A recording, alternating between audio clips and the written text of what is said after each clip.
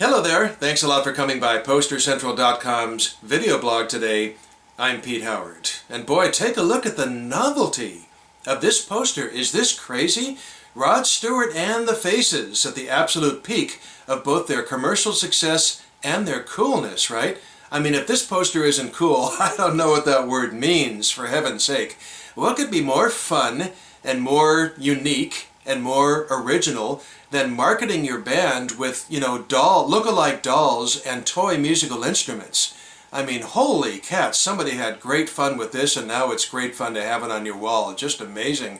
Take a look at that, my goodness. Now, of course, naturally, Rod steals the show with his pink velvet outfit and his wild rooster hair there. That's when he was the great rock and roller.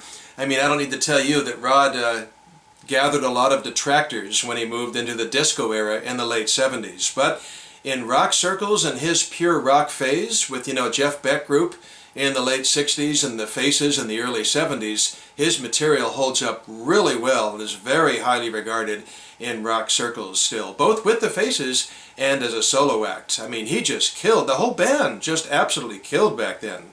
I mean, Every Picture Tells a Story, hello? I mean, that was Rod's current solo album at this point, and that thing's an absolute landmark, a rock masterpiece of the early 70s.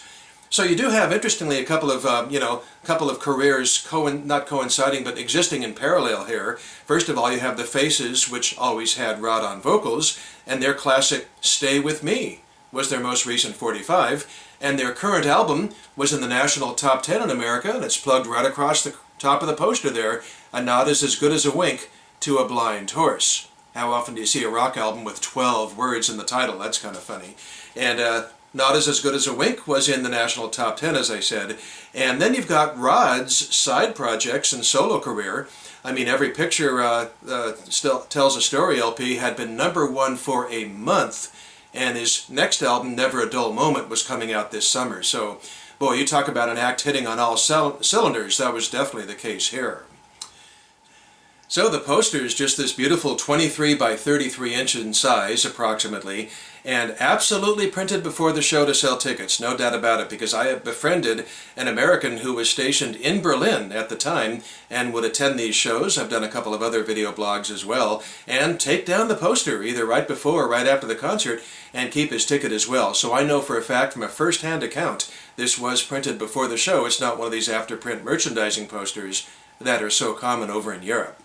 Now up there in the upper left-hand corner, I'll give you a couple little details here. It does say, moving in here, a common plug on these posters is co-production Mama Concerts, and then a hyphenated German name, and then in German, of course, Saturday, March 11th, 1972 at 8 p.m.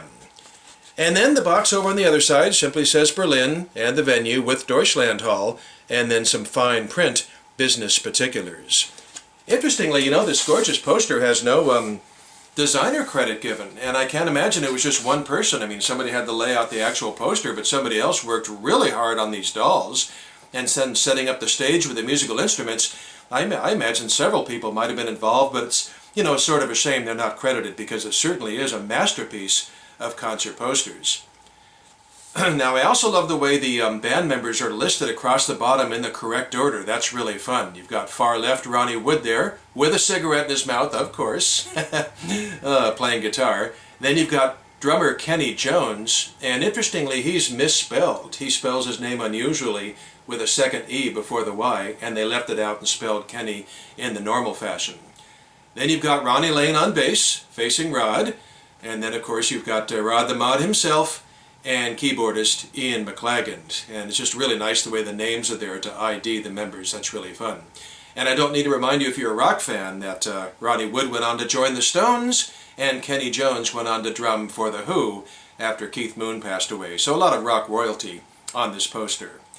Now, since my friend attended the show, as I said, I've got even another little bonus to show you in this video. Take a look at this. Yeah, what a nice surprise, huh? Boy, an almost entirely intact ticket stub from the show.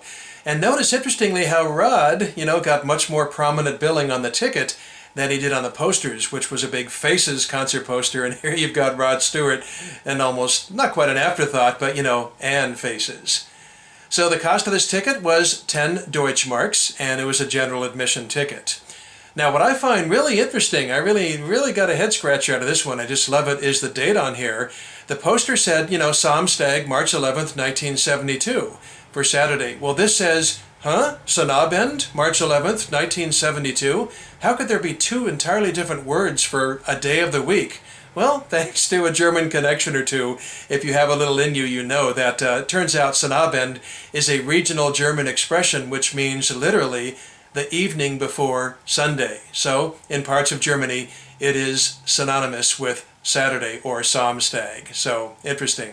Wow, you learn a lot of things when I'm doing these video blogs. I learn a lot of things putting them together, doing these video blogs. It's a lot of fun. So, hope you enjoyed seeing Rod the Mod back when he was Rod the Coolest. And the faces, both the ticket stub, although almost a whole ticket, and the poster. Thanks a lot for dropping by. We'll see you next time for something soon. Bye-bye.